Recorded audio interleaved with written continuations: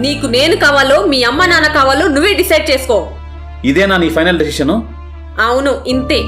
అయితే నేను అడిగే ఒక్క ప్రశ్నకు సమాధానం చెప్పు. ఇప్పటి నుంచి నీ మాట వింటాను.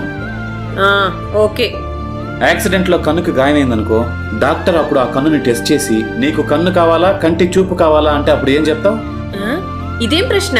కళ్ళుంటేనే కదా కంటి చూపు ఉంటుంది. మరి కళ్ళుండి చూపు లేని వాళ్ళ పరిస్థితి? అలాగే ఉంది నీ ప్రశ్న. కుటుంబ వ్యవస్థకు మూలమైనటువంటి తల్లిదండ్రులనే వద్దనుకున్నప్పుడు పెళ్లి చేసుకుని భార్యాభర్తలు అవడం ఎందుకు? పిల్లల్ని కనడం ఎందుకు? మళ్ళీ తిరిగి తల్లిదండ్రులు అవడం ఎందుకు? అరే, మా అమ్మా నాన్నతో నీకు సమస్య ఉంటే కూర్చొని మాట్లాడుకుందాం. అంతేగాని మీ అమ్మా నాన్న వద్దు నువ్వు వద్దు అంటే ఎలా చెప్పు? నువ్వు కూడా నాకు వద్దనడానికి ఒక క్షణమే పడుతుంది, కానీ నేను అలా చెప్పలేను. అది తప్పని నాకు తెలుసు. ఇది నువ్వు కూడా తెలుసుకుంటే మంచిది. నా దృష్టిలో మా అమ్మా నాన్న 2 కళ్ళైతే ఆ కంటి చూపు నువ్వే. కళ్ళు 2 అయినా కంటి చూపు ఒకటే.